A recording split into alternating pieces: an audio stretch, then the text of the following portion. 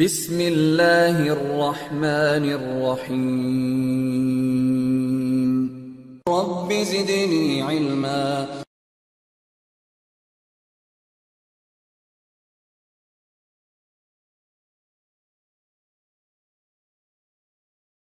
کیے جائیں گے۔ پہلا قاعدہ ہے من استعجل شیئا قبل اوانہ عوقب بحرمانہ۔ عربی میں اس طرح سے اس قاعدے کو پیش کیا گیا ہے کہ من استعجل شیئا قبل اوانہ عوقب بحرمانہ، کہ جس کسی نے بھی کسی چیز کے بارے میں جلدی کی، اس کا وقت آنے سے پہلے جلدی کی، عوقب بحرمانہ، تو اس کو اس سے محروم کر کے سزا دی جاتی ہے۔ من استعجل شیئا قبل اوانہ، جس نے کسی چیز کو پانے کی جلدی کی، اس کا وقت آنے سے پہلے ہی اسے پانا چاہا، تو عوقب بحرمانہ، اس کا معنی یہ ہوا کہ اس کو اس سے محروم کر کے سزا دی جاتی ہے۔ یعنی اس کی سزا یہ ہوتی ہے کہ اس کو اس چیز سے محروم کر دیا جاتا ہے۔ اس کی جو دلیل ہے قاعدے کی، اور جو ہے اس ایک طرح سے مثال بھی کہہ لیجئے کہ اس سے آپ کو یہ قاعدہ اچھی طرح سمجھ میں آئے گا، تو میں آپ کے سامنے وہ مثال پیش کر دیتا ہوں۔ ہماری شریعت میں، اسلام میں جو بہت ساری خوبیاں ہیں، اس میں سے ایک خوبی یہ بھی ہے کہ یہاں جو ہمارا دین ہے، ہمارا مذہب ہے، یہ ہماری فطرت سے، انسان کی فطرت سے، انسان کی طبیعت سے بالکل میل کھاتا ہے۔ کیوں نہ میل کھائے یہ؟ کیونکہ اس دین اور اس شریعت کو بھیجنے والا عرش پر ہے۔ اس نے بھیجا ہے اس شریعت کو، جو انسانوں کا خالق ہے، ان کا مالک ہے، اسی نے پیدا کیا ہے۔ اسے اچھی طرح سے پتہ ہے کہ اس انسان کے لیے اس کی طبیعت کیا ہے، اس کی فطرت کیا ہے، اور اس کے لیے کیا قانون ہونا چاہیے، اس کو پتہ ہے۔ تو اس نے یہ قانون بنا، انسان کی فطرت کو سامنے رکھتے ہوئے یہ قانون بنایا، اور اس کے لیے یہ قاعدہ رکھا گیا۔ قانون کیا ہے شریعت کا؟ قانون یہ ہے کہ اگر کسی شخص نے اپنے مورث کو قتل کر دیا، مورث کا مطلب ہوتا ہے کہ جس کے مرنے کے بعد اس کے ترکے میں اس کو حصہ ملنا ہے، تو جو شخص بھی اپنے مورث یعنی جس کے ترکے میں سے، جس کے چھوڑے ہوئے مال میں سے اس کو حصہ ملنا تھا، اسے قتل کر دیا، تو اس کو اس کی وراثت سے محروم کر دیا جائے گا۔ اس کی سزا یہ ہے پہلے کہ اس کو حصہ نہیں ملے گا، اس میں سے حصہ نہیں ملے گا، اس کے ترکے میں سے اس کو حصہ ملے گا ہی۔ یہ اللہ تبارک و تعالیٰ کا قانون ہے۔ اور جو تین چیزیں جس کی وجہ سے انسان ترکے سے محروم ہو جاتا ہے، حالانکہ اس کا جو ہے ترکے کا جو سبب ہوتا ہے وہ سبب پایا جاتا ہے، اور اس کا وارثین کے فہرست میں، وارث وراثت کے حصہ پانے والوں کی لسٹ میں نام ہوتا ہے، لیکن اسے محروم کر دیا جاتا ہے۔ بولے آپ اپنا حق کر دیا جاتا ہے یہ بحثات کا ملک تھوڑی ہے جو آپ یہاں نہیں لیں گے، اگر نہیں لیں گے تو پھر کیا کرے گا؟ آپ کو تو اور جینا محال کر دے گا۔ ہلو،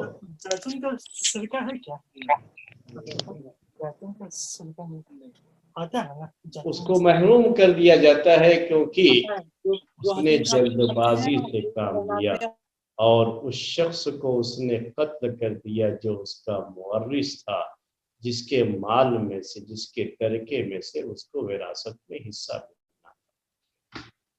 آپ کو تھوڑی مثال دے کر کے سمجھاؤں تو سمجھ میں اور بات آئے۔ باپ کے مرنے کے بعد بیٹے کو حصہ ملتا ہے اس میں۔ اب باپ کے مرنے کے بعد بیٹے کو حصہ ملے گا۔ اب کسی بیٹے نے یہ سوچا کہ بھائی کب تک باپ کی موت کا انتظار کرتے ہیں، یہ باپ پتہ نہیں کب مرے گا، تو وہ کوشش یہ کرتا ہے، یہ جو ہے سازش یہ کرتا ہے کہ اپنے باپ کو ہی مار دے. باپ مر جائے گا تو اس طرح سے اس کو طریقے میں باپ کے حصہ جو ہے باپ کا جو مال ہے اس کو مل جائے گا. باپ مر نہیں رہا ہے جلدی سے، جس کی وجہ سے طریقہ مل ہی نہیں رہا ہے.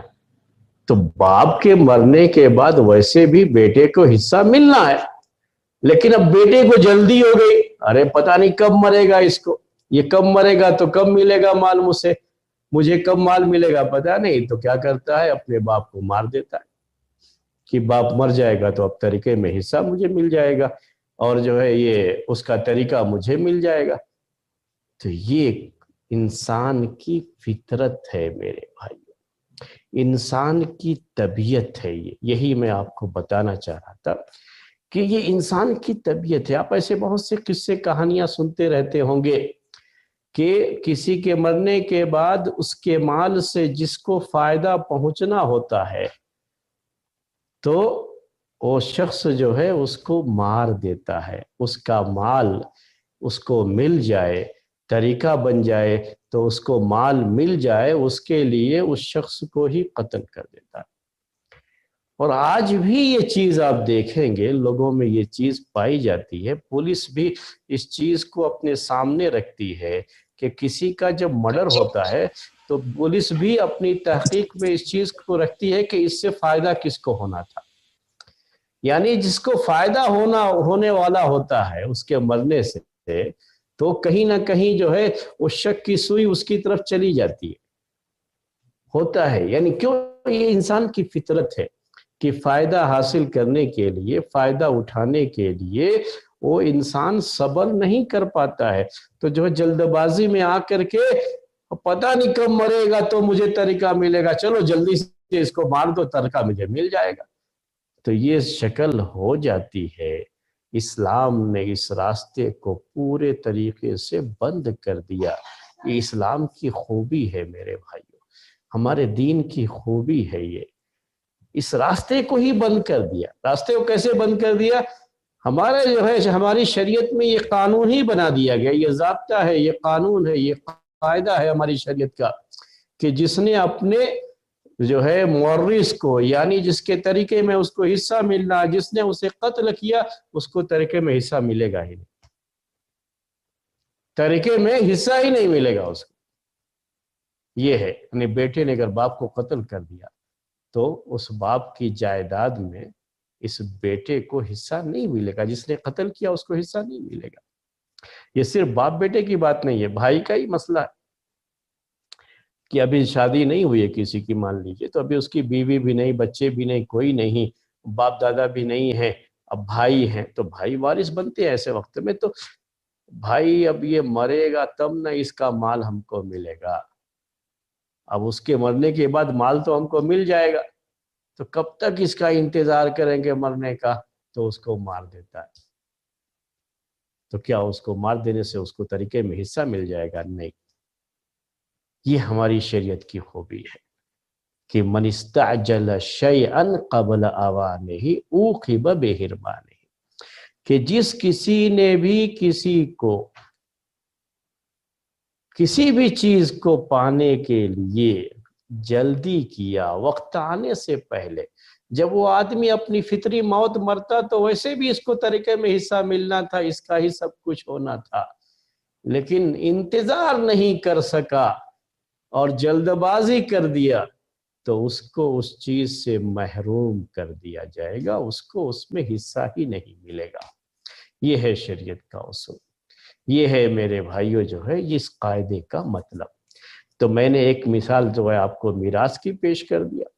اب دو مثالیں اور دیتا ہوں اس کی.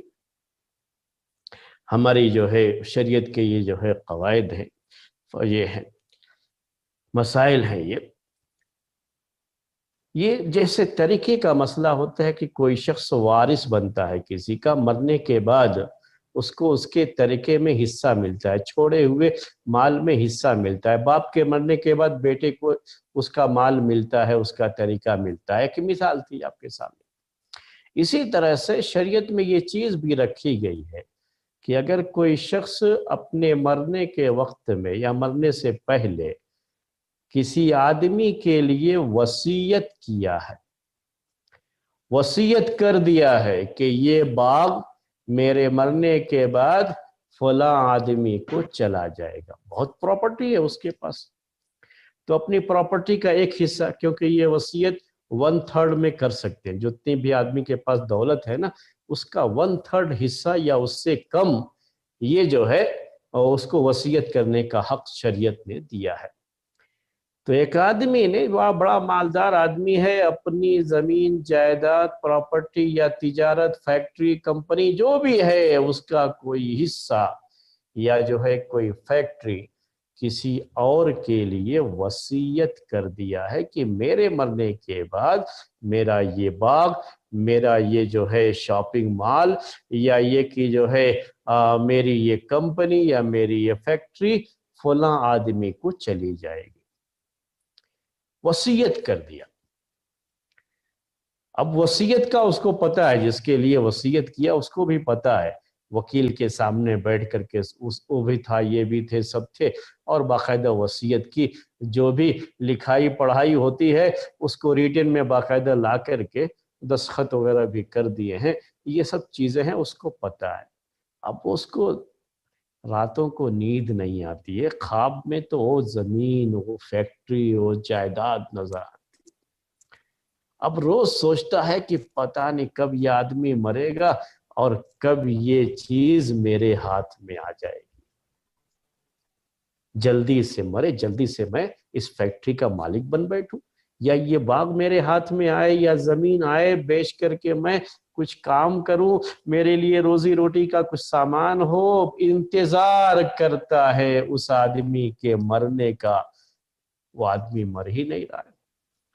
جب کسی چیز کا انتظار کرتے رہتے ہیں نا تو اور دیر ہوتی ہے، اور لوگوں کو بڑا محسوس ہوتا رہتا ہے، وہ آپ جانتے ہیں کہ انتظار کرنا آسان نہیں ہوتا ہے۔ اب یہ انتظار میں ہے کہ کب مرے کب مرے، تو وہ مر ہی نہیں رہا ہے۔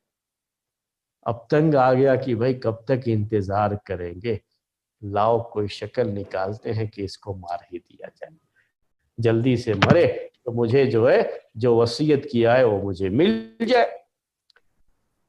تو شریعت کا حکم کیا ہے میرے بھائیو یہاں پہ، کہ جس کسی نے بھی ایسا کیا، من استعجل شیئا قبل اوانہ، یہ چیز اس کو ملنے ہی والی تھی میرے بھائی، وہ تو وصیت کیا ہے باقاعدہ پوری طور پر، یہ چیزیں جو ہے وکیل کے سامنے کہ یہ جو ہے لائر کے سامنے پورا لکھا پڑھی بھی ہو چکا، سب کچھ تھا۔ جب یہ آدمی اپنی فطری موت مرتا تو اس کو وہ چیز ملنی ہی تھی، لیکن جلد بازی دکھایا، صبر نہیں کیا، اس کے مرنے کا انتظار نہیں کر پایا، جلدی کر دیا۔ تو اب شریعت کا حکم کیا ہے، اب وہ وصیت لاکھ جو ہے کورٹ میں لکھی گئی ہو اور جو ہے لائر نے لکھی ہو، پورے طریقے سے وہ لیگل ہے، سب کچھ ہے، لیکن شریعت کا حکم یہ ہے کہ اب اس کو وصیت کے لحاظ سے یہ مال ملنے والا نہیں ہے، اب اس وصیت کا کوئی اعتبار نہیں ہوگا، اب اس وصیت کے لحاظ سے اس کو یہ مال نہیں ملے گا، کیونکہ اس نے اس کو پانے کے لیے جلدی کر دیا، تو اب اس کو اس سے محروم کر دیا جائے گا۔ وقت کا انتظار کرتا تو جب وقت ہوتا تو اس کو وہ چیز مل جاتی، جلد بازی کر دیا تو شریعت میں یہی ہے کہ اب اس کو محروم کر دیا جائے گا۔ اسی طرح سے پہلے جب غلام اور لونڈی کا دور تھا تو اس میں ایک جو ہے شکل یہ ہوتی تھی غلام اور لونڈی کو آزاد کرنے کے تعلق سے، کہ مالک اپنے غلام سے یہ کہہ دیا کہ میرے مرنے کے بعد تم آزاد ہو جاؤ گے، اس کو جو ہے مدبر کہتے تھے اس زمانے میں، تو میں وہ لفظ کوئی ضروری نہیں کہ آپ جانیں، ویسے بھی غلام لونڈی کا اب دور نہیں رہا، لیکن اس قاعدے کو سمجھنے کے لیے وہ مثال پیش کر رہا ہوں کہ مالک نے اپنے غلام سے یہ کہہ دیا کہ میرے مرنے کے بعد تم آزاد ہو جاؤ گے۔ اب بھائی اندھے کو کیا چاہیے؟ 2 آنکھیں، جو غلام ہوتا ہے اس کو کیا چاہیے؟ آزادی۔ وہ غلامی کی زندگی بڑی بے بسی کی زندگی ہوتی تھی۔ تو غلام کیا چاہے گا؟ غلام تو یہی چاہے گا کہ آزاد کر دیا جائے، اس کو آزادی چاہیے۔ اب جب مالک نے کہہ دیا کہ میرے مرنے کے بعد تم آزاد، تو اب وہ روز دن گنتا ہے کب یہ مالک مرے اور کب میں آزاد ہو جاؤں۔ یہ تو برابر جو ہے یہی دن گنے گا۔ اب یہاں پر بھی وہ دن گنتا ہے، دیکھ رہا ہے مہینہ ہو گیا، 2 مہینہ ہو گیا، سال ہو گیا، 2 سال ہو گیا، یہ تو بڈھا مرتا ہی نہیں ہے، پتہ نہیں کب مرے گا اور کب میں جو ہے آزاد ہوں گا۔ اب اس کو بھی صبر نہیں ہوتا ہے تو کیا کرتا ہے؟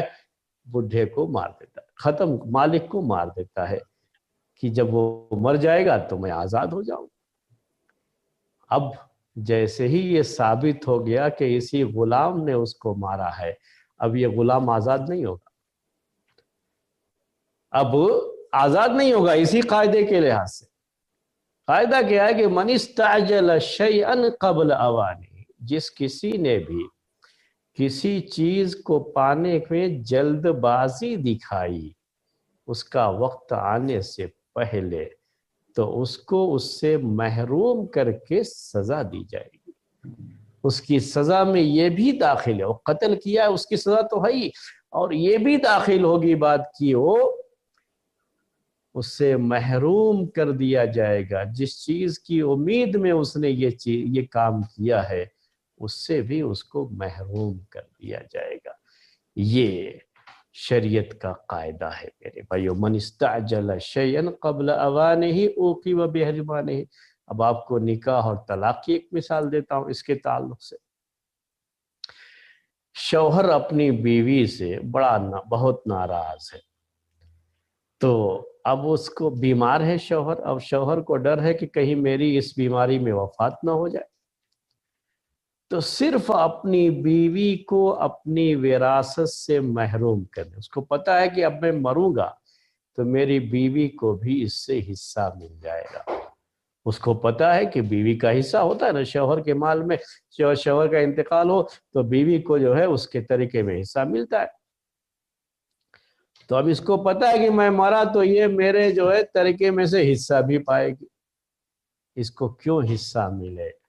بڑا جو ہے پریشان تھا اپنی اس بیوی کی وجہ سے، زندگی بھر بہت پریشان رہا، بہت تکلیف پہنچائی اس نے، تو کیا کیا اس نے کہ جلدی سے طلاق دے دیا اس کو۔ اب ڈر ہے کہ میری جو ہے زندگی نہیں بچی ہے، بالکل بیمار چل رہا ہے، ڈر ہے کہ اسی بیماری میں وفات ہو جائے گی، تو کیا کر دیا؟ اس کو طلاق دے دیا۔ طلاق بھی کون سی طلاق؟ جس کے بعد رجوع کرنے کا مسئلہ نہیں۔ جب طلاق رجعی ہوتی ہے یعنی جس میں رجوع کرنے کا حق ہوتا ہے، تو جب تک عدت باقی رہتی ہے تب تک تو جو ہے اس کو وراثت میں حصہ ملنا ہی ملنا ہے۔ لیکن جب طلاق آخری طلاق بھی ہو جاتی ہے جسے طلاق بائن کہتے ہیں، تو اب یہاں پر جو ہے اکثر فقہا کے یہاں یہی ہے کہ وہ عورت جس کو طلاق ہو گئی ہے اپنے شوہر کے طریقے میں حصہ نہیں پائے گی۔ جو سابق شوہر، اب تو شوہر نہیں رہا نا اس کا، طلاق ہو گئی اور یہ آخری طلاق، یعنی طلاق رجعی نہیں ہے، آخری طلاق، اب پورا رشتہ ہی ختم ہو چکا، رجوع کرنے کا کوئی مسئلہ ہی نہیں رہا، نکاح کا رشتہ ہی ختم ہو چکا ہے دونوں کا۔ جب رشتہ ہی ختم ہو چکا ہے تو اب اس کو جو ہے اس کے طریقے میں سے حصہ نہیں ملے گا، کیونکہ بیوی کو طریقے میں سے حصہ ملے گا۔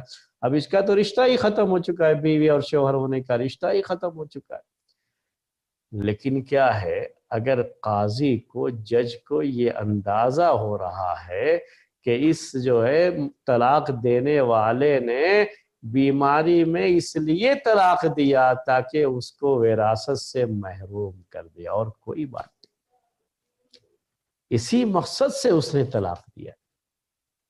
جو چیز اللہ تعالیٰ نے متعین کی ہے آپ کیوں اس سے محروم کرنا چاہ رہے ہیں اس کو؟ تو یہ غلط اس نے کام کیا، غلط ارادے سے اس نے یہ چیز کی ہے، غلط مقصد سے اس نے یہ چیز کی ہے۔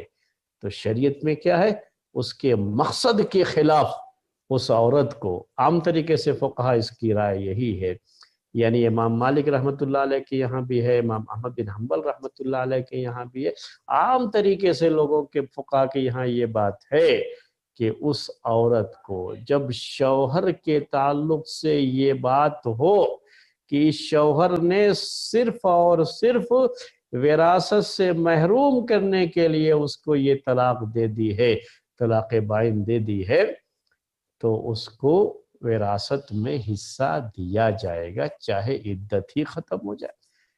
तो बाज़ फ़ुक़हा तो इद्दत तक देने के कायल है, बाज़ फ़ुक़हा ये कि इद्दत के बाद भी जब तक दूसरी शादी हो जाए तब तक जो है, अगर दूसरी शादी हो गई तो अब उसको इसके तरीके का क्या मसला, अब उसका दूसरा शौहर है, अब उसके तरीके से उसको हिस्सा मिलेगा वफ़ात के बाद। अब उसका शौहर जो है उसकी देखभाल कर ही रहा है, और बाज़ फ़ुक़हा के यहाँ तो दूसरी शादी होने के बावजूद भी उसको तरीके में से हिस्सा दिलाया जाएगा। ये हालांकि आम अगर बिल्कुल जब उसको कोई जो है इस तरह का शुबहा नहीं रहता है, डाउट नहीं होता है कि इसने विरासत से महरूम करने के लिए तलाक दिया है, जब इस तरह का डाउट नहीं होता है ना, जैसे अचानक उसने तलाक दिया उसने, और उसके बाद उसका एक्सीडेंट हो गया और उसका इंतकाल हो गया, अब यहाँ तो कोई शुबहा नहीं है, बीमार नहीं था आदमी, तो ऐसी शक्ल में तो उसको विरासत में हिस्सा नहीं मिलता है। जब तलाक़ बाइन हो गई, यानी वो दोनों बीवी और शौहर अब नहीं रहे, तो बीवी और शौहर के लिहाज से जो हिस्सा बनता है वो हिस्सा भी नहीं मिलेगा। तो ये है मेरे भाइयों जो है मिसाल इस कायदे के ताल्लुक से कि मन इस्तअजल शयअन क़ब्ल अवानिही उक़िब बिहिरमानिही, कि जिस किसी ने भी वक्त से पहले किसी चीज को हासिल करने में जल्दबाजी दिखाई तो उसको उससे महरूम कर दिया जाता है, महरूम कर दिया जाएगा, महरूम करके ही उसको सजा दी जाएगी। तो ये कायदा था, उसकी मिसालें थी, मैंने आपके सामने पेश कर दी। हमारी जो है आम जो जिंदगी होती है, रोजमर्रा की जो हमारी जिंदगी है, हमारी जिंदगी में इस तरह की चीजें जो है, यानी ये इस कायदे का अमल बहुत कम आता है हमारी जिंदगी में, बहुत कम जो है ये चीज आती है। इसलिए मैं बहुत ज्यादा वक्त जो है लेकर के आपका उसकी शरह नहीं कर रहा हूँ, इसी पर जो है इक्तिफा कर रहा हूँ। इसके बाद हमारे सामने एक कायदा है, कायदा है ला सवाब वाला इक़ाब इल्ला बेनियतिन, ला सवाब वाला इक़ाब इल्ला बेनियतिन। ये दूसरा कायदा जो आज के दर्स में मुझे आपके सामने पेश करना था कि ला सवाब वाला इक़ाब इल्ला बेनियतिन। ये अरबी का सेंटेंस है, जुमला है, बड़ा जो है छोटा सा जुमला है और बहुत आसान सा भी है, कोई भी अरबी मामूली जानने वाला भी इसका मतलब समझता है कि ला सवाब वाला इक़ाब इल्ला बेनियतिन, यानी न कोई सवाब मिलेगा और न ही कोई सजा मिलेगी मगर नीयत जब हो। अगर किसी अमल की नीयत नहीं थी, कस्द नहीं था, इरादा नहीं था, बगैर नीयत के वो अमल हुआ है, अगर वो अमल अच्छा है तो उसका कोई सवाब नहीं, और अगर वो अमल कोई गलत अमल, हराम चीज हो गई और कोई बुरा अमल कर दिया बगैर नीयत के, तो उस पर कोई सजा भी नहीं है। तो सवाब और सजा ये कब है?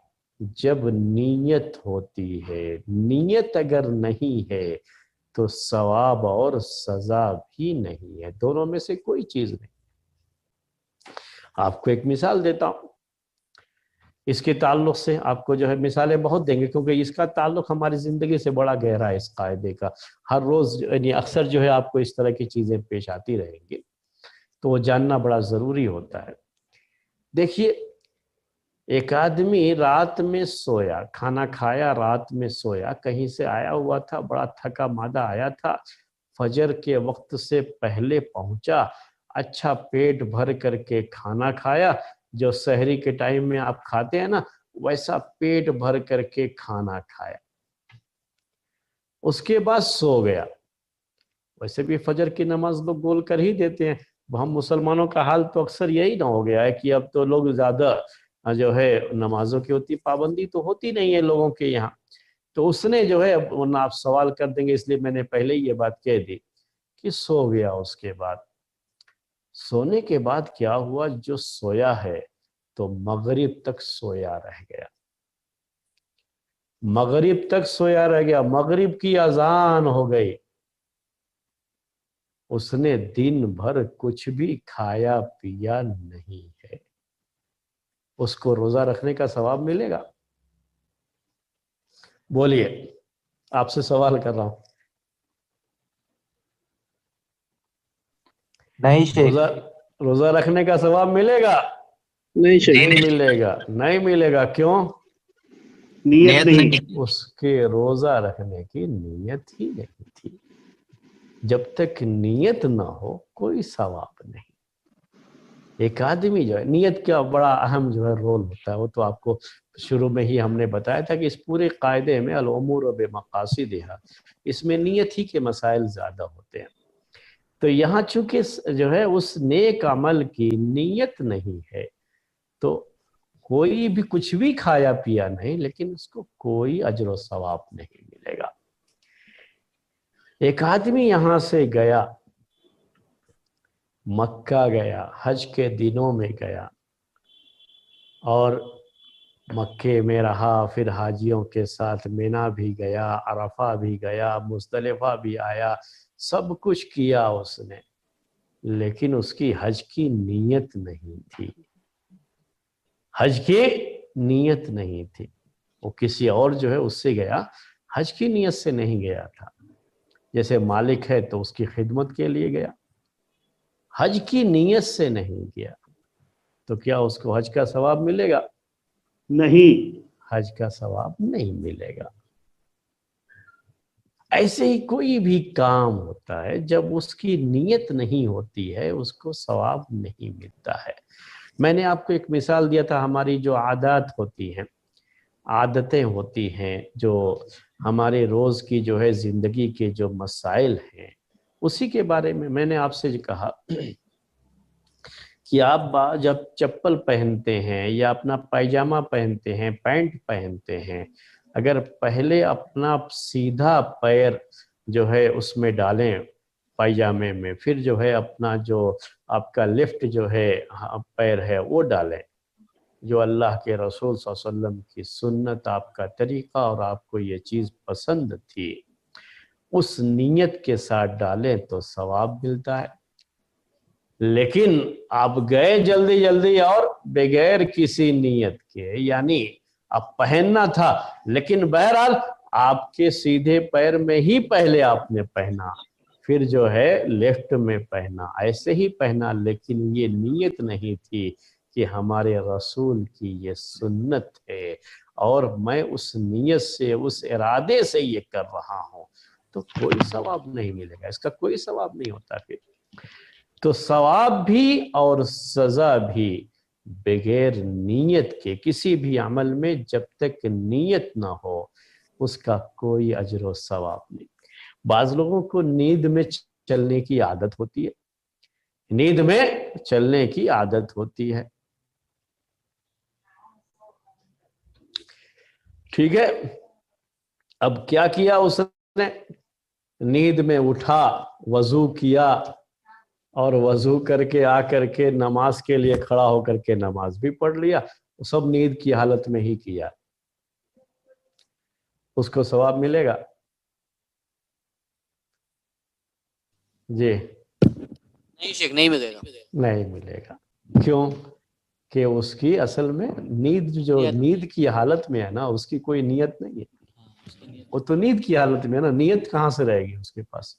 وہ تو نیند کی حالت میں ویسے بھی کوئی مکلف نہیں ہوتا ہے, کیونکہ اس حالت میں اب اس کا اس دنیا سے, یعنی ایک طرح سے کہہ لیجئے کہ جو ہے عمل وغیرہ سے اس کا تعلق کٹ جاتا ہے. واقعی نیند میں ہے اور اس نیند کی حالت میں اس سے کچھ ہو بھی جاتا ہے تو کوئی سزا بھی نہیں ہے. نیند ہی میں ہے آدمی اور نیند کی حالت میں ہی اپنا ہاتھ جو چلایا ہے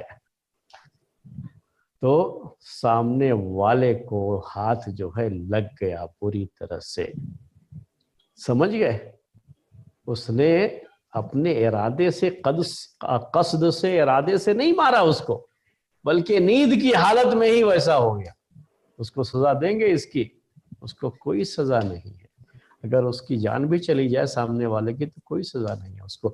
لیکن بہرحال یہ ضروری ہے کہ وہ نیند کی حالت میں ہونا چاہیے. وہ بالکل یہ بات جو ہے ثابت ہونی چاہیے.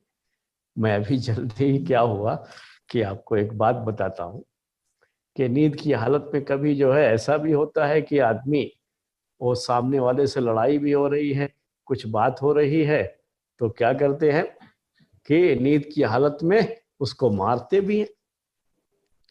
تو ہاتھ پیر بھی چلتا رہتا ہے نیند کی حالت میں. تو نیند کی حالت میں اس کو مارنے کے لیے جو ہاتھ چلایا، سامنے دیوار تھی اور اتنا زور سے جو ہے کیا کہ وہ دیوار اتنے ہی زور سے جو ہے وہ ہاتھ اتنے ہی زور سے دیوار پہ لگا. اب ہاتھ میں چوٹ کس کو لگی ہے؟ جو آدمی سویا ہوا ہے خواب میں دیکھ رہا ہے اسی کو نہ لگے گی. کس کو لگے گی یہ؟ وہ تو کہیے کہ دیوار تھی، کوئی شخص ہوتا تو شخص کو بھی لگ جاتی جو ہے، اس کے بعد نیند کھل جاتی ہے. تو کیا اس کو کوئی سزا ملے گی اس کی؟ نہیں، کوئی سزا نہیں ہے اس کی، کیونکہ یہ نیند کی حالت میں چیز ہوئی ہے. اور نیند کی حالت کا اعتبار اس لیے نہیں ہوتا ہے کیونکہ اس وقت نیت نہیں ہوتی ہے. مجنون ہے ایک آدمی، پاگل ہے، دیوانہ ہے، اس نے کسی کو مار دیا، قتل ہی کر دیا. آپ بتائیے اس کو قتل کی سزا دی جائے گی؟ اس پر قصاص ہوگا، سزا دی جائے گی یا نہیں دی جائے گی؟ آپ ہی بولیے، جلدی سے بولیے. ہاں، نہیں دی جائے گی، کیونکہ مجنو کا قصد یا نیت نہیں ہوتا ہے.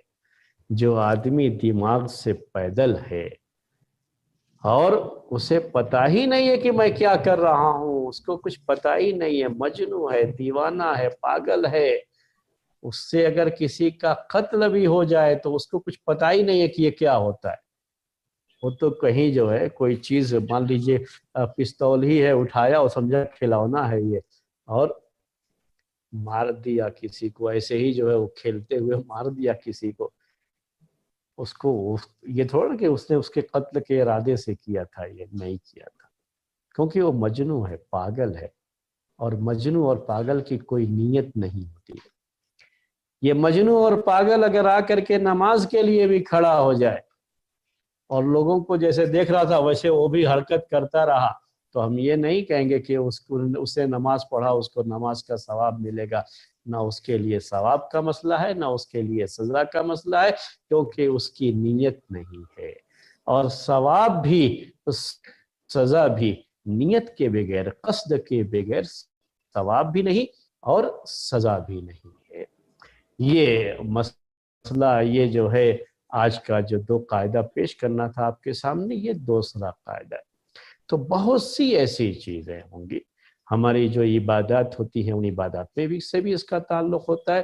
اسی طرح سے ہم سے روز کی جو ہے زندگی میں، روزمرہ کی زندگی میں بہت ساری غلطیاں بھی ہوتی ہیں، جہاں غلطی کے بارے میں یہ ہے کہ غلطی کرنے والے کی کوئی نیت نہیں ہے تو اس کو کوئی سزا بھی نہیں ملتی ہے. قیامت کے دن تو ویسے بھی اس کو معاف ہے ہی، دنیا کے بارے میں میں کہہ رہا ہوں کہ دنیا میں بھی اس کو کوئی سزا نہیں ملتی ہے کیونکہ نیت نہیں ہے. اب آپ کے سامنے ایک مثال پیش کرتا ہوں، ایک بات پیش کرتا ہوں، آپ کو اس کے بارے میں جواب دینا ہوگا. کسی شخص کے بچے نے موبائل یا دوسرے کا، اپنے باپ کا موبائل لیا ہو تو کوئی مسئلہ ہی نہیں ہو، تو اپنے گھر کی بات ہے، یا اپنے گھر کا موبائل ہو تو بات دوسرے کا موبائل. اور وہ بچہ ہے، چھوٹا بچہ بالکل، جو ہے ابھی جس کا کچھ بھی جو ہے اس کو کوئی شعور نہیں رہتا ہے، 1 سال 2 سال کا بچہ، ایسے کھیلتے کھیلتے پانی تھا تو پانی میں اس کے ہاتھ سے گر گیا وہ موبائل. تو اب یہاں بتائیے کہ کیا وہ موبائل جس کا تھا وہ شخص اپنے موبائل کا ہرجانہ طلب کرے گا اس بچے کے باپ سے یا طلب نہیں کرے گا؟ طلب کر سکتا ہے، اختیار ہے، اختیار ہے، کیونکہ جو یہ کام کیا ہے بچے نے، بچے کو کوئی شعور تو ہوتا نہیں، اس کی نیت کا اعتبار ہے نہیں، تو اس کے قصد کا کوئی مسئلہ ہے نہیں وہاں پر، وہ سن تمیز کو نہ پہنچا ہوا ہو تو کوئی اس کا اعتبار نہیں ہوتا کہتے۔ تو اب جب کوئی اعتبار ہی نہیں ہے اس کا تو کوئی ثواب بھی نہیں، کوئی سزا بھی نہیں، تو کیا وہی بات یہاں بھی کہیں گے کہ یہاں دوسرا مسئلہ ہو جاتا ہے؟ جی بچے کے باپ سے لینے کا اختیار ہے، اختیار ہے، لے بھی سکتا ہے، اور معاف بھی وہ کر الگ بات سکتا ہے کہ چھوڑ دے، مطلب میں آپ جی کو ہاں، حق کی بات کہہ رہا ہوں، یعنی حق کی اس بات، کا حق کی حق بات ہے، لینا حق ہے، ہاں تو جو ہے وہ الگ بات ہے کہ آدمی چھوڑ دے، لیکن چھوڑ کیا دے، اس جی کو یہ حق بنتا ہے مطالبہ کرنے کا، یا مطالبہ بالکل کرنے کا حق ہی نہیں بنتا؟ اگر جو ہے اس نے بالکل بنتا ہے، مطالبہ کیا اور جو ہے باپ نے کہہ دیا نہیں بھائی وہ تو بچے کا معاملہ ہے، میں کہاں میں کیوں دوں گا اس کو، تو قاضی کے پاس گیا، جج کے پاس گیا، مفتی کے پاس گیا، تو مفتی کیا کہے گا اس کو؟ جو تو یہ حق ہے یا نہیں ہے؟ یہ حق دوسری ہے، کا اصل میں مال ضائع کرنے کی جو بات ہوتی ہے، اس کو دیکھا جاتا ہے کہ اس میں کس حد تک کس کی غلطی ہے اور کس کی ذمہ داری بنتی تھی اور کون اپنی ذمہ داری کو ادا نہیں کیا ہے۔ میں آپ کو شریعت کا کیا حکم ہوتا ہے اس کی ایک مثال دیتا ہوں اس کو لے کر کے۔ جانور ہے، کوئی آدمی جو ہے جانور پالا ہوا ہے، حیوان پالا ہوا ہے، اس کے گھر میں جو ہے جانور رہتے ہیں، اب یہ جانور چھوڑ دیتا ہے دن میں، وہ جا کے چرتا رہتا ہے، تو وہ گھاس وغیرہ چرنے گیا تو کسی کا کھیت بھی، اب وہاں کھیت تھا تو کھیت بھی چر لیا، اب اس کا جو کھیت کا مالک ہے وہ اس حیوان، اس جانور کے مالک سے ہرجانہ مانگ رہا ہے کہ بھائی آپ کا جانور آ کر کے کھیت چرا ہے اور مجھے اتنا پیسہ آپ کو دینا پڑے گا، تو یہاں اس کو حق نہیں بنتا ہے۔ یہ نقصان اس کا ہوا ہے ضرور اس جانور کی وجہ سے، لیکن اس کو حق نہیں پہنچتا ہے، کیونکہ یہاں ذمہ داری جو بنتی، اصل میں وہ ذمہ داری کی تعین کی جاتی ہے کہ کس کی ذمہ داری بنتی تھی۔ حیوان تو اپنی جگہ پر مکلف ہے نہیں، اس کے اوپر تو کوئی نئی بات آئے گی، بات اصل کس کے اوپر آتی ہے؟ جو اس کو پالنے والا ہے، جو اس کا مالک ہے، اسی کے اوپر بات آتی ہے، تو غلطی کس کی ہے وہ دیکھا جاتا ہے یہاں پہ ایسے موقع پر۔ اب دیکھیے جو ہے اگر دن کی بات تھی تو دن کے وقت میں بہرحال جو بھی جانور پالتا ہے وہ اپنا جانور تو چھوڑے گا ہی، چھوڑ دے گا، چرنے کے لیے اس کا جانور جائے گا ہی۔ اب چرنے کے لیے گیا تھا تو کسی کا کھیت بھی پڑ گیا تو وہ بھی جو ہے منہ لگا دیا، وہ تو جانور ہے، وہ کیا کر سکتا ہے؟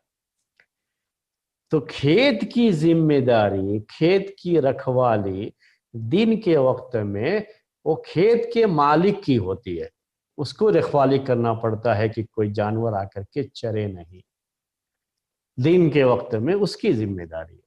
اب چونکہ اس نے اپنی ذمہ داری ادا نہیں کیا اس لیے یہ جانور آ کے چرا ہے، اس کو جانور نہ چرے اس کے لیے خود نگرانی کرنی چاہیے تھی، اس کی غلطی ہوئی۔ اور رات کے وقت میں یہ ہے کہ جانور کو جو اس کی جگہ ہوتی ہے اس پر وہاں پہ باندھ دینا یہ جانور کے مالک کی ذمہ داری ہے۔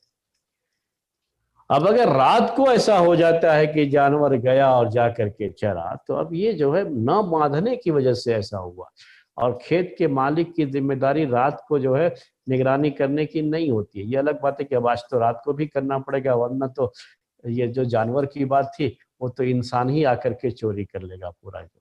تو وہ ابھی کی بات میں نہیں کہہ رہا ہوں، لیکن یہ جو چلتا تھا، جو قاعدہ اس سلسلے میں ہے وہ یہی ہے کہ رات کو اس کی ذمہ داری نہیں ہوتی ہے اور رات کو جانور کو باندھ کے رکھنا ہوتا ہے، اب اگر جو ہے رات کو یہ معاملہ ہوتا ہے تو باقاعدہ جانور کے مالک کی غلطی ہے اور اس کے لحاظ سے اس کی ذمہ داری بنتی ہے کہ جتنا نقصان کیا ہے اس جانور نے دوسرے کا وہ نقصان کی بھرپائی کرے۔ تو یہ بات تھی، میں نے آپ کو ایک مثال دی، وہ بچے کا واقعہ جو پیش کیا تھا نا، اس کو سمجھنے کے لیے یہ مثال دی۔ اب یہاں پر دیکھیے اب کیا ہوتا ہے، بعض لوگ بچوں سے بڑا لاڈ کرتے ہوئے، کوئی رشتہ دار ہی تھے آئے تو گھر میں، تو بڑا لاڈ دکھاتے ہوئے، اب آج کل لوگ کیا کرتے ہیں، لاڈ دکھانے میں موبائل ہی دے دیتے۔ تو غلطی اصل میں اسی کی تھی کہ اس نے موبائل اس بچے کو دیا۔ کیوں دیا اسے؟ اب مہنگا موبائل اگر ہے، اب اتنا مہنگا موبائل جو ہے وہ بچے کا باپ کیسے برداشت کرے گا؟ ہو سکتا ہے بڑا غریب آدمی ہے اور مہنگا موبائل ہلکا پھلکا جو رہتا ہے تو اتنا مسئلہ نہیں ہوتا ہے۔ تو یہاں پر بھی وہ دیکھا جائے، اس نے اس کو اپنے موبائل کی حفاظت کرنی تھی، اس نے کیوں موبائل کو بچے کے ہاتھ میں دیا؟ یہ اس کی غلطی تھی، یاد رکھیے اس کی غلطی تھی۔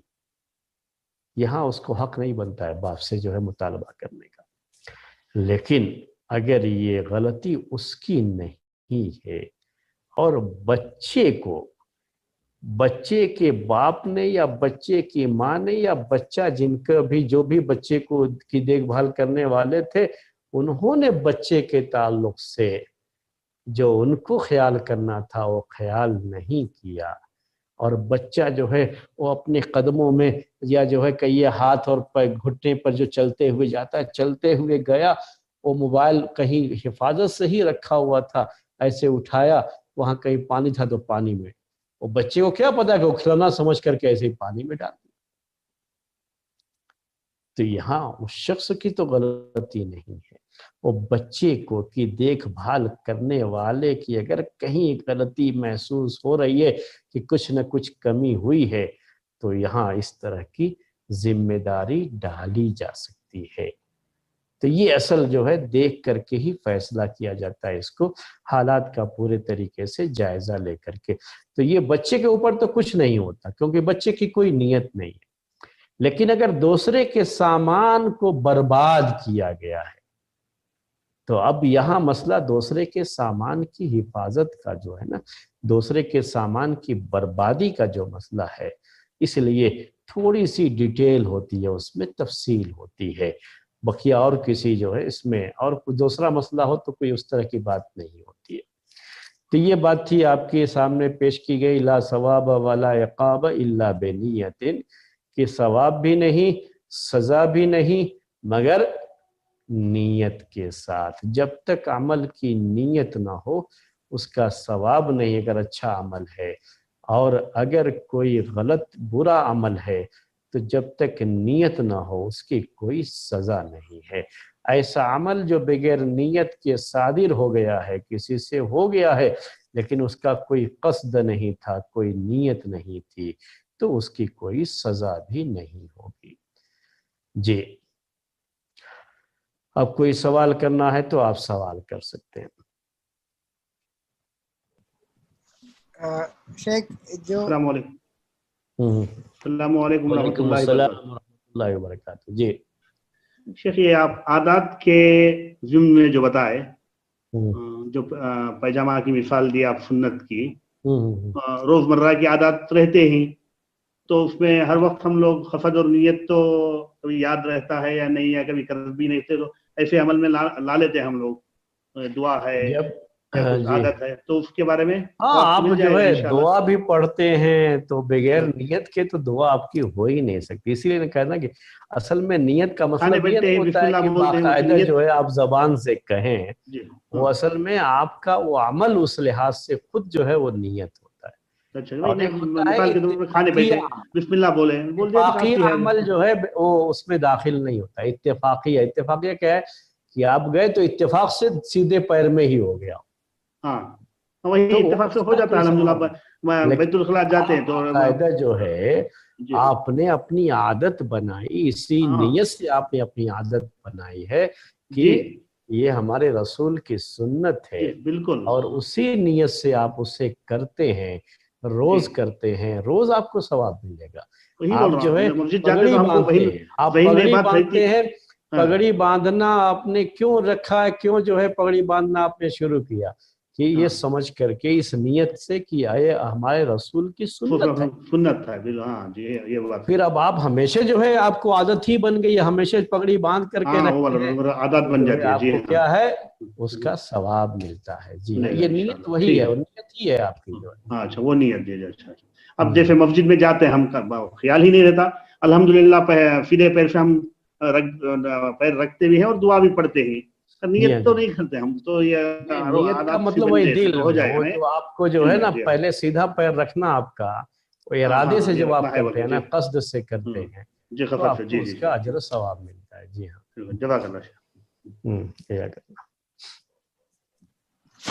کوئی بچہ بیٹا ہے جو اپنے باپ کی مطلب وراثت کا مطلب اس کو انہیریٹنس ملنا ہے, وہ مارتا تو نہیں اپنے باپ کو جان سے, لیکن اس کی نیت یہ ہے کہ باپ جلدی مر جائے تاکہ اس کو پراپرٹی مل جائے. تو ایسے لوگوں کا کچھ ہے کیا؟ انتظار میں رہنا اس کے دل میں ہے, بری کہیں نہ نیت کہنا چاہ بری. رہے ہیں, اس کے دل میں ہے ہاں کہ دل جلدی میں سے ہے, مر جائے. زبان سے لیکن بھی اس نے کہتا مارا تو نہیں ہے نا, اس نے مارا تو نہیں ہے نا, نہیں مارا نہیں نہیں وہ کوئی مارا نہیں. آپ دل میں کیا ہے وہ تو بات اللہ تعالیٰ کو معلوم ہے, وہ تو اور قیامت کے دن نہیں فیصلہ ہوگا. زبان سے لیکن کہتا ہے, اور زبان سے ہاں کہتا ہے کہ زبان سے کہتا ہے کہ کب جائے گا ہاں, یہ الگ مسئلہ ہے کہ جو اس ہے پہ پتہ ہے. نہیں بڈھا کب مرے گا, کب مرے جلدی سے مجھے ملے, وہ زبان سے کہتا رہتا ہے, لیکن وہ مارا تو نہیں ہے اس کو. لیکن نہیں یہ مارنا ہے, مارا چیز, نہیں یہ مارا جو ہے یہ چیز بتاتی ہے کہ وہ شخص ہاں واقعی معنی میں اس جو ہے اپنے والدین یا اپنے والد کے تعلق سے جو ہے اطاعت کی بات ہوتی ہے, جو فرما برداری کی بات ہوتی ہے, وہ چیز اس کے اندر نہیں ہے. تو اس کی سزا تو اللہ تعالیٰ دے گا قیامت کے دن, اس کی دنیا میں سزا نہیں ہوتی ہے, لیکن وراثت کا جو حق ہے وہ اس کو ملے گا ایسی صورت. اچھا.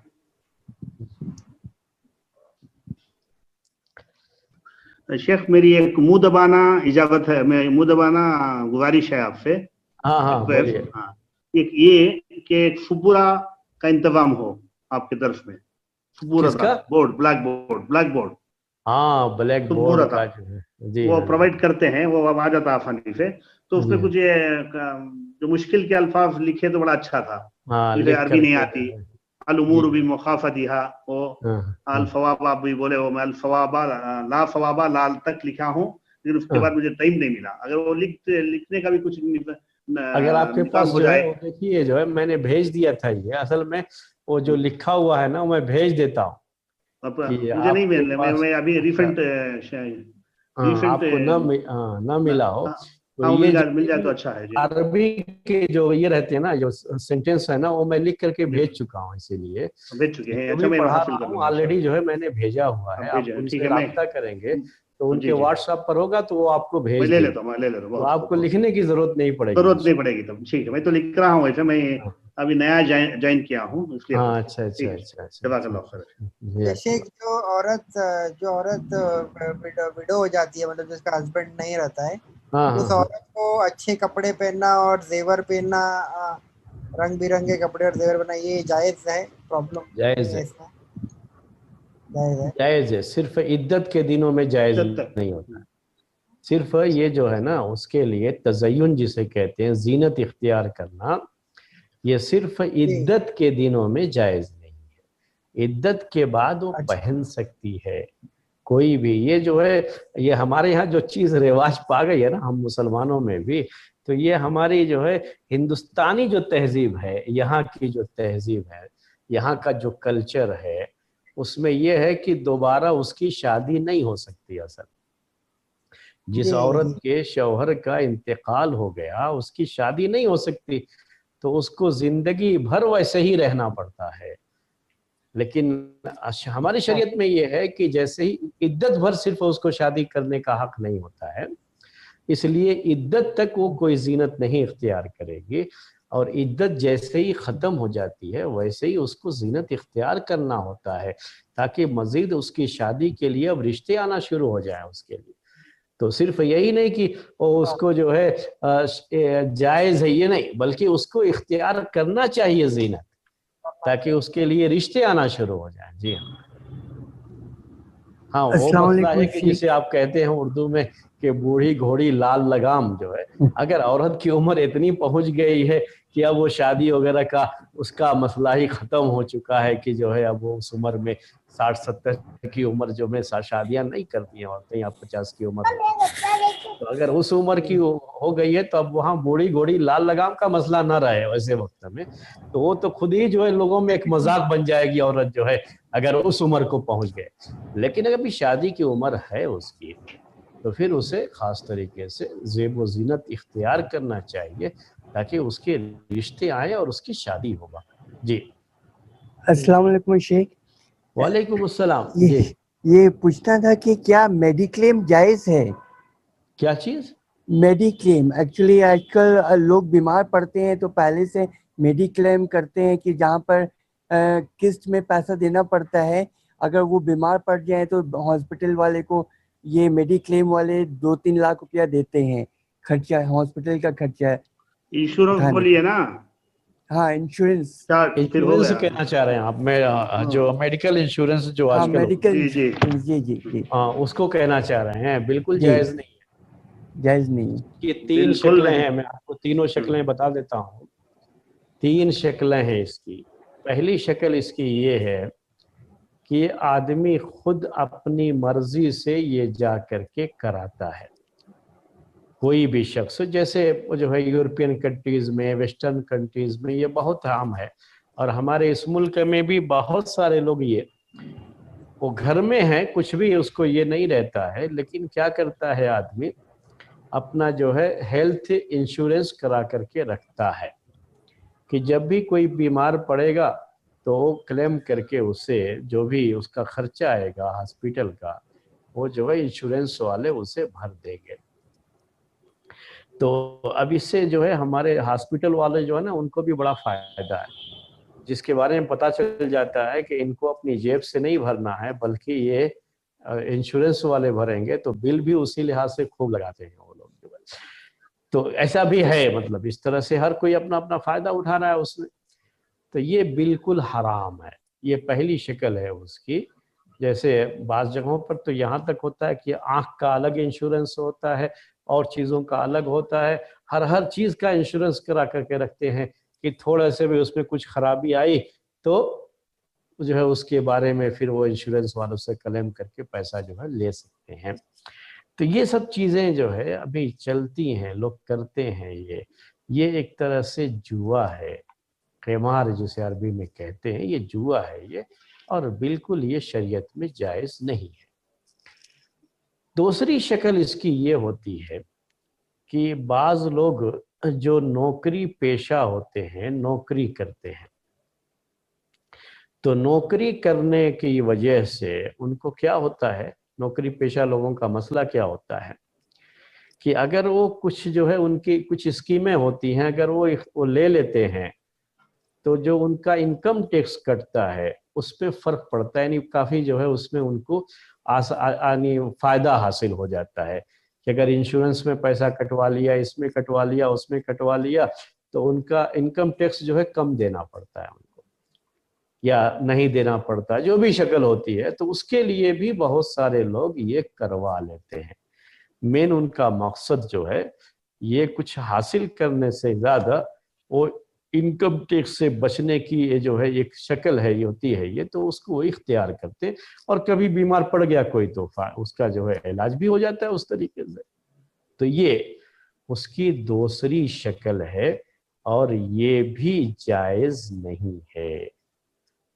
تیسری شکل اس کی یہ ہوتی ہے، صورت یہ ہوتی ہے کہ آدمی جہاں کام کرتا ہے، جس کمپنی میں کام کرتا ہے، جس فیکٹری میں کام کرتا ہے، جہاں بھی اس کا کام ہے، اسی جو ہے اس ادارے کی طرف سے، اس جو ہے کمپنی کی طرف سے ہر امپلائی کا باقاعدہ جیسے پی ایف کٹتا ہے ویسے ہی وہ انشورنس بھی وہ خود جو ہے کمپنی کے لوگ ہی اس کا جمع کرتے ہیں. यानी ये खुद से नहीं कर रहा है बल्कि कंपनी खुद करती है उसकी तरफ से।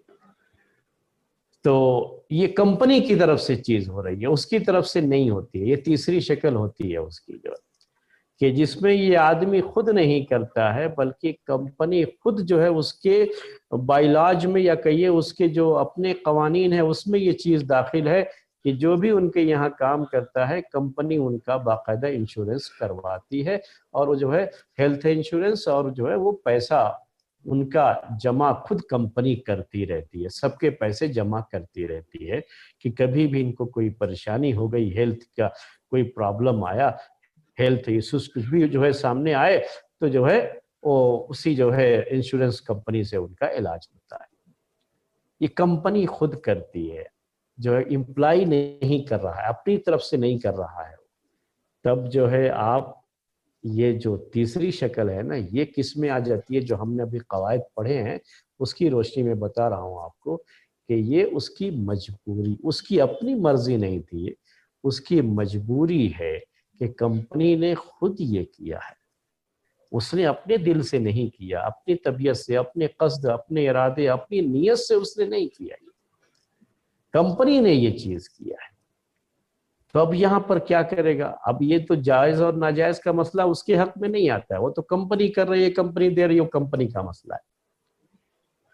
लेकिन अब ये है कि अगर ये बीमार पड़ता है या इसके घर वालों में से कोई बीमार पड़ता है तो क्या, अब चूंकि कंपनी की तरफ से पैसा जमा है इसका इंश्योरेंस में, ऑलरेडी जो है पैसा इसका जमा है ही, तो क्या वो पैसा क्लेम करके ले सकता है ये इलाज जो हुआ या नहीं ले सकता, ये मसला आएगा। अब बकिया वो कंपनी ने जो किया उसकी जिम्मेदारी इसको नहीं होती है, या अगर मजबूरी है उस कंपनी का कानून या सारे कंपनियां अब ऐसे ही करना शुरू कर दे, आदमी फिर काम कहाँ करेगा? तो मजबूरी के दर्जे में जब ये चीज आ जाए तो अब ज़रूरात तो भी हुल महदूरात, तो अब इस मौके पर जैसे हम बैंक में अब खाता खोलना हमारी मजबूरी है, हमारा अकाउंट होना चाहिए हमारी मजबूरी है, हालांकि वो हराम था तो सिर्फ इस मजबूरी की वजह से वो चीज़ हमारे लिए जायज़ हुई, वैसे ही ये मामला है। ये दिल से तो नहीं, हमें कोई खुशी तो नहीं उसकी, हम उसको चाहते भी नहीं, लेकिन ये मजबूरी के दर्जे में है। अब क्या करेगा आदमी ऐसे वक्त में? अगर बीमार हो जाता है वो या उसके घर वाले, तो जितना इसकी सैलरी में से इंश्योरेंस कटा है या जितना कंपनी ने जमा किया है इसके नाम से, याद रखिएगा ये लफ्ज जो है, क्योंकि कंपनी ने भी जो इसके नाम से जमा किया हकीकत में ये उसकी सैलरी का ही हिस्सा है, यानी उसकी सैलरी में से ही उतना जो है वो देता है उसको जो है। तो ये जो उस जगह पे काम करने में जो एक सैलरी होती है, सैलरी के साथ क्या होता है, कंपनी की तरफ से फैसिलिटीज दी जाती हैं कि अब पिकअप एंड ड्रॉप हमारी तरफ से रहेगा, हमारी तरफ से ये रहेगा, हमारी तरफ से ये रहेगा, हम आपका पीएफ कटवाएंगे, पीएफ का पैसा जमा, ये जो है फैसिलिटीज में जो आती है तो ये उसकी तनख्वाह का एक हिस्सा होता है। तो जितना हिस्सा, जितना इसके नाम से जमा किया गया उतनी रकम वो ले सकता है कि ये उसकी अपनी रकम है। लेकिन जैसा आपने कहा कि कंपनी के जो है इंश्योरेंस कंपनियां ज्यादा भी देना पड़ता है, बीमार नहीं पड़े तो कुछ नहीं, अगर पड़ गए तो ज्यादा भी उनको देना पड़ सकता, जितना जमा है उससे ज्यादा भी देना पड़ सकता है, तो ज्यादा भी देना पड़ सकता है। लेकिन आप उतना ले सकते हैं जितना आपकी सैलरी से कटा हुआ है, आपकी मर्जी से नहीं बल्कि कानून की मजबूरी की वजह से आपको कटवाना पड़ा है, उतना हिस्सा आप ले सकते हैं।